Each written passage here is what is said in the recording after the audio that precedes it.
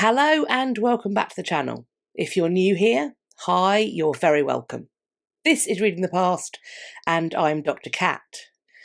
Well friends, in today's video I'm going to take the opportunity to fill in a gap that, as the comment showed me, remained after my video from 2 weeks ago on the marriage of George IV and Caroline of Brunswick.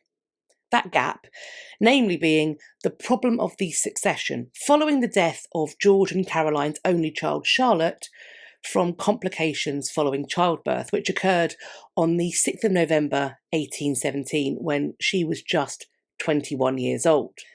But before we jump into the topic that I have in mind for today, I do need to flag something up. In the George and Caroline video, I flubbed on a date.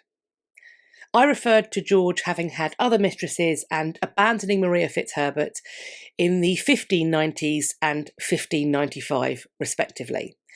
Now, this should have been the 1790s and 1795. This is the sort of mistake that I make pretty frequently because of my dyslexia, and I do try hard to spot it at some point in the video making process. But it's me that does the research, the scripting, the filming and the editing of these videos by myself. And I find that my brain, perhaps everyone's, sometimes corrects the mistake so I don't always spot it when it's happened. So for that reason, I can't promise that this won't happen again. It has certainly happened before, but I will of course be doing my best to avoid it. And if/when it happens again, I will, as soon as I realise, pop an edit in the description box.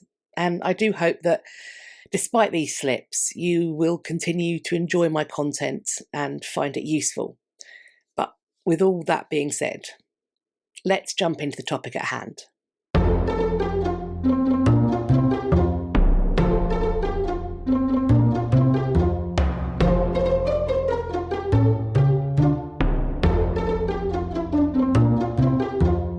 In my earlier video on the marriage of her parents, I touched upon how Princess Charlotte's early life must have been impacted by the conflict and strife that swirled in her family. A quick rundown.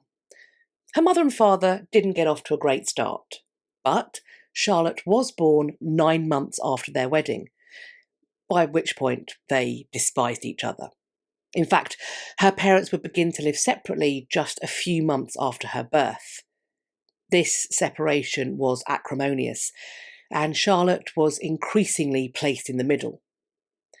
Charlotte's father and grandfather, as was common among the Hanoverians, also utterly hated each other. Her paternal grandmother, Queen Charlotte, had periodically fallen out with her father, but this pair had reconciled in 1791, which was 5 years before Princess Charlotte's birth. So, in her parents' conflict, George III would take up for her mother Caroline, while Queen Charlotte would defend her son George. In late 1810, when King George III experienced his final mental health crisis, which in turn triggered his son's regency, Caroline would therefore lose her protector. And it seems that in the vacuum of her grandfather George III's support, this was a role that little Charlotte increasingly felt responsible to fill for her mother. Now, in time, she would come to recognise her mother's behaviour for what it was, increasingly inappropriate. But it also seems that she felt honour bound to continue to act as her protector. This protective drive, coupled with her family history of intergenerational conflict, would make for strained relations between Charlotte and her father. On top of this, Charlotte's obvious popularity with the public made Daddy jealous. In December 1813, a 17-year-old Princess Charlotte had tentatively agreed to marry a man of her father's choosing, Prince William of Orange. However, as the full terms of this marriage were revealed to Charlotte, they became less appealing. In particular, the fact that the marriage would require her to relocate to Holland. Now, such a move would be highly problematic for the sole heir to her father's throne. As I mentioned previously, Charlotte was very popular with her future subjects. They certainly didn't want her to move abroad, and she didn't want to risk losing their affection by leaving them. After all, out of sight, out of mind.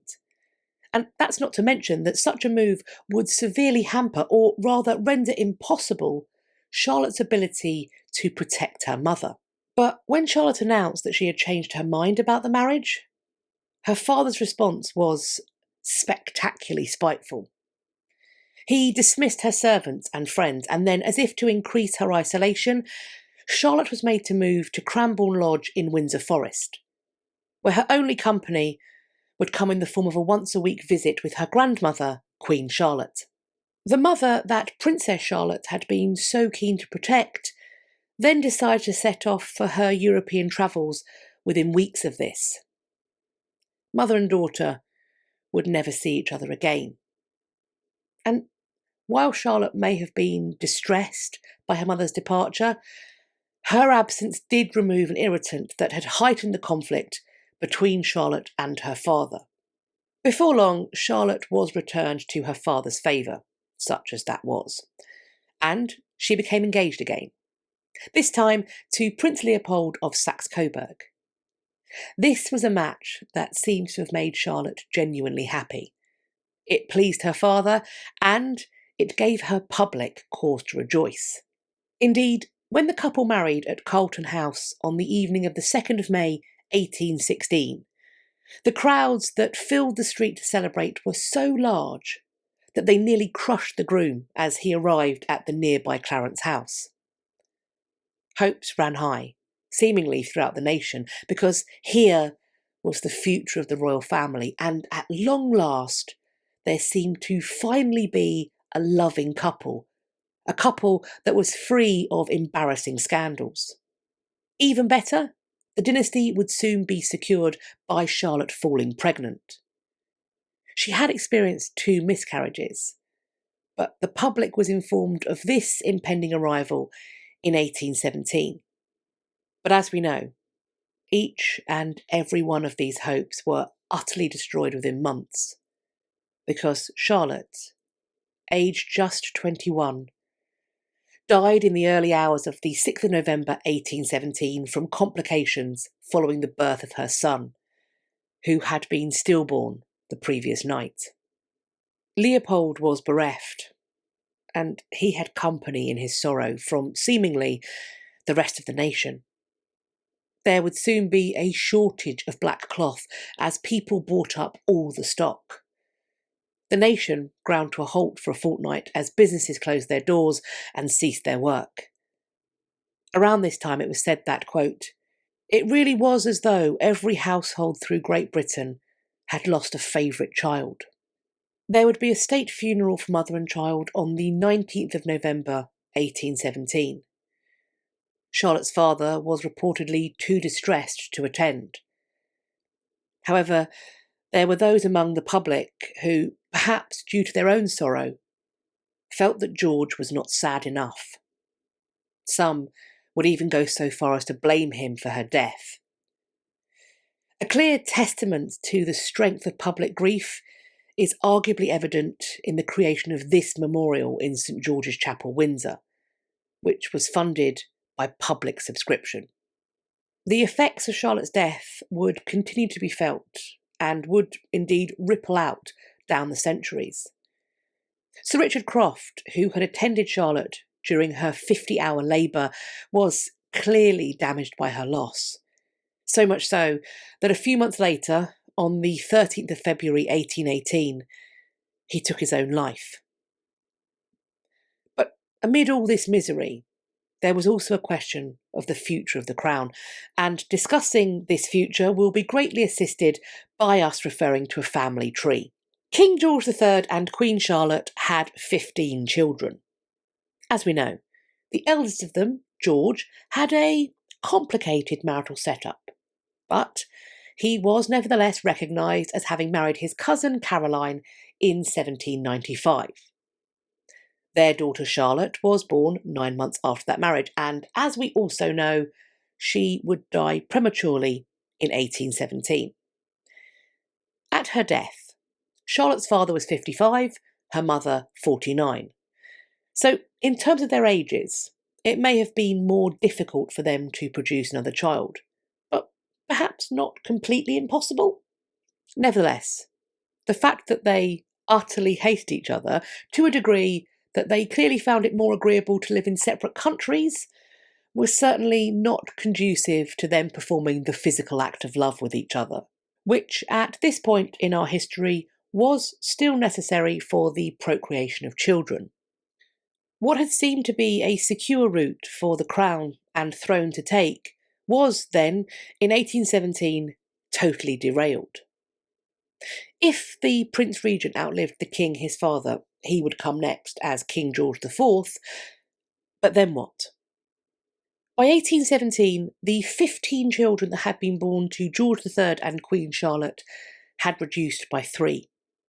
Octavius and Alfred had died in childhood, at 4 years old and 1 year old respectively, while their younger sister Amelia had outlived them both, but had died in 1810, aged 27.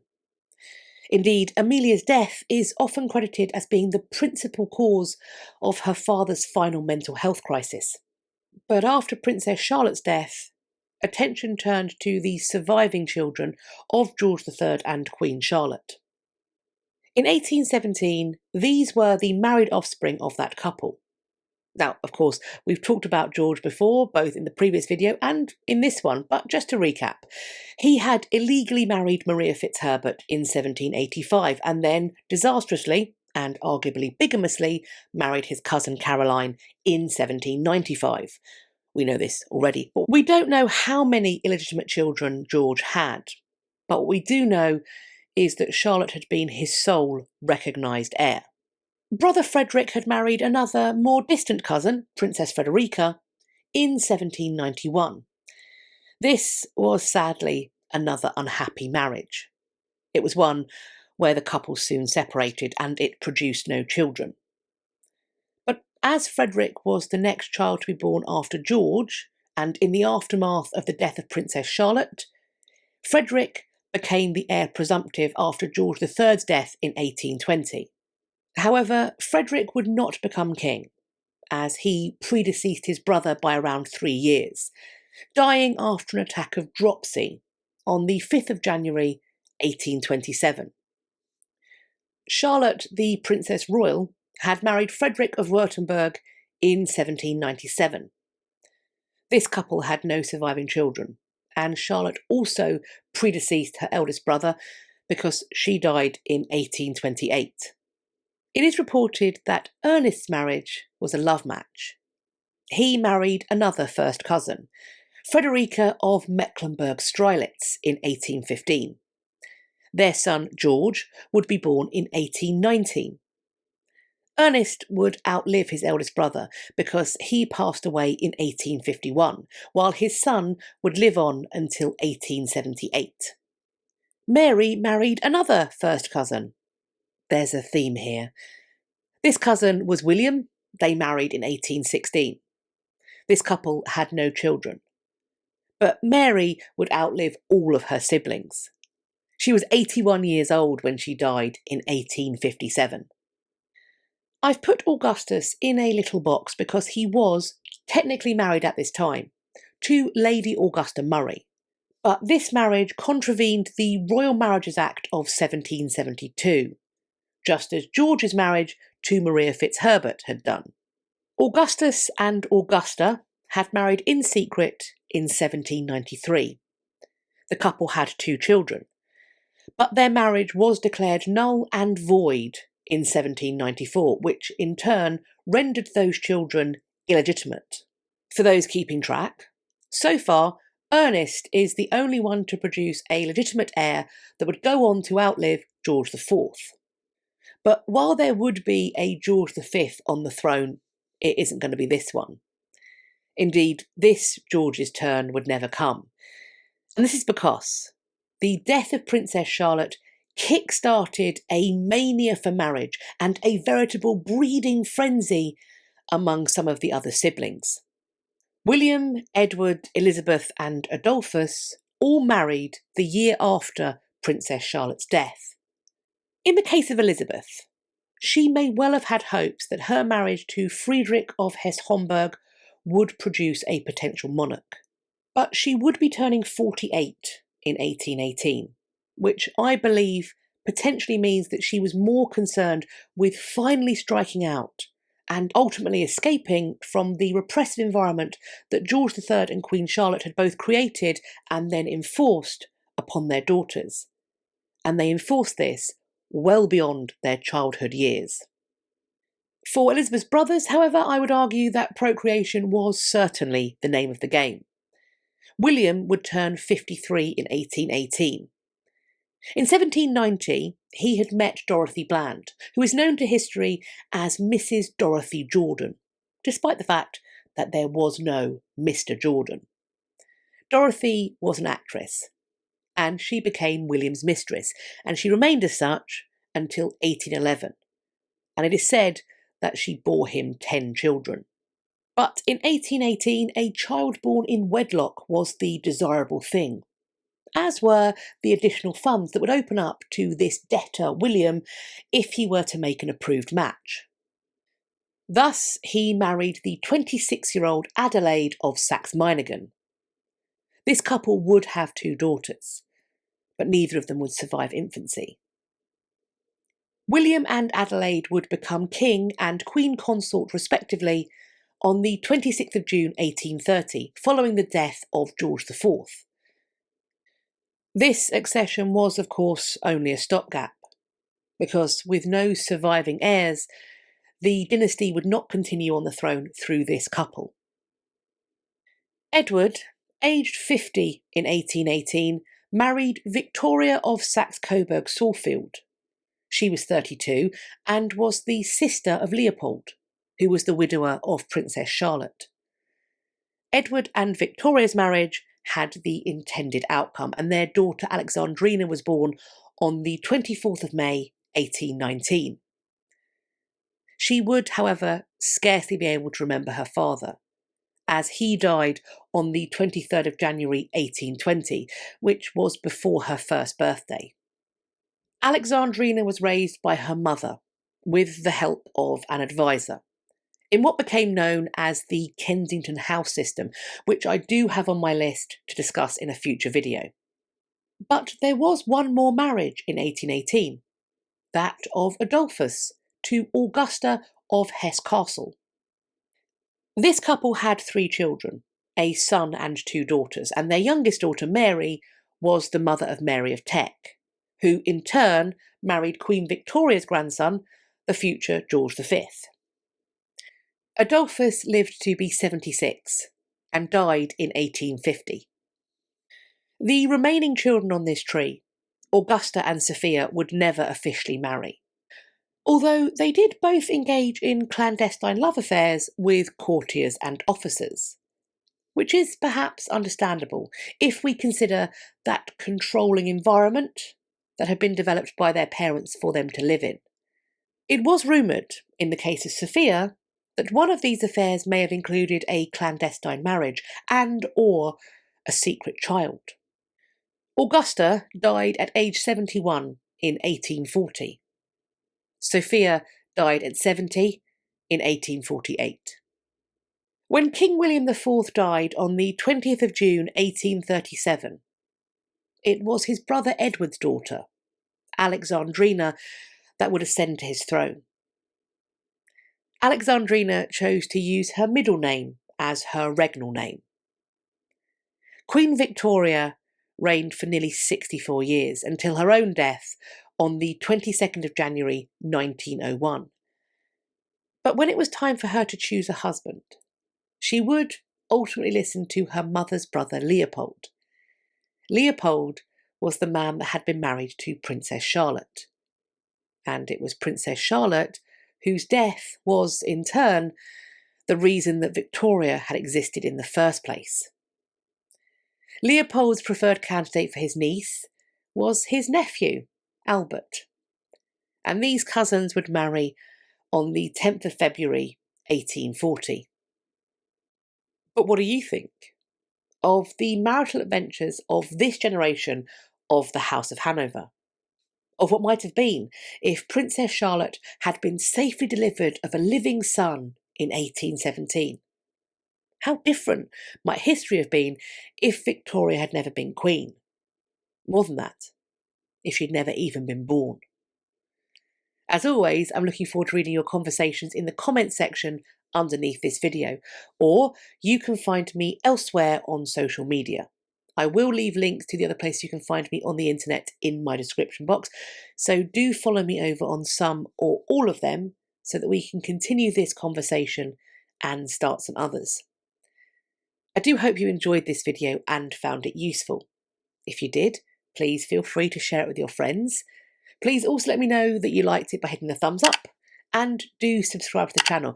And I know I say it every week, but if you think you're subscribed, please have a little check now just to make sure that you haven't been unsubscribed, because I am seeing in my comments that people are checking and they are finding themselves unsubbed. So while you are there, checking, subscribing, maybe resubscribing, why not hit the bell icon that sits beside the subscribe button and then hit all in the drop down that will appear so that YouTube will tell you when I've next uploaded. I hope you're going to have a great day whatever you're doing, and I look forward to speaking to you all in my next video. Take care of yourselves. Bye-bye for now.